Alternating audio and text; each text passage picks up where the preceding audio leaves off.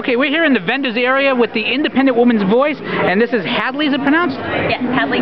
Now tell us a little bit about the Independent Woman's Voice. Independent Women's Voice and Independent Women's Forum are two sister organizations. The Independent Women's Forum is a policy group, so we focus on delivering public policy analysis and commentary from a free market perspective that especially applies to women, because we believe that women can be empowered through the free market, women can participate, especially when government stays out of the way and they have economic freedom and can participate as employees or employers. Women are a huge presence in our educational system and our workforce, and we're here to speak to those women. Now this has been a big year for conservative women in Congress. For example, you had Renee Elmers, Anne Marie Burkle, and others win nationwide, and a lot of women won in statewide office as conservatives. Right. Do you think that this is a surge time, a great time to be a conservative woman? Absolutely. This is the best time ever to be a conservative woman. I think that the country is really, we keep saying this, but it's true, we're really at a crossroads, and it's a matter of whether or not we want to understand,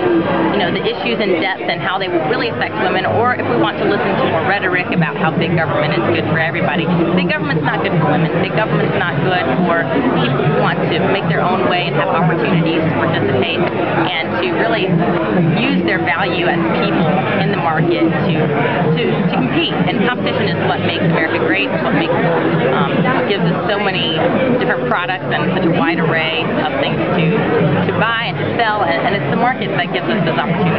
Now, I've noticed that the left, particularly MSNBC and Chris Matthews and the like, seem to have a great disgust and hate of conservative women. In terms of things that they will say things about conservative women that no gentleman would say about any woman. And of course, if a conservative man said them, presumably a conservative man would be too polite to say, and things like that, would be just excoriated. Why is it that conservative women generate such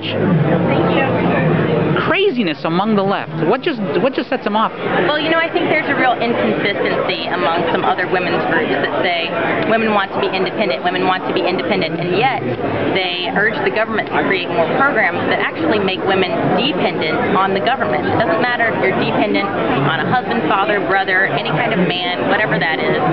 Obviously women's groups out there that are capital F, second wave, third wave feminist groups totally oppose dependency on a man, but they are talking about dependency on the government, which is a huge problem.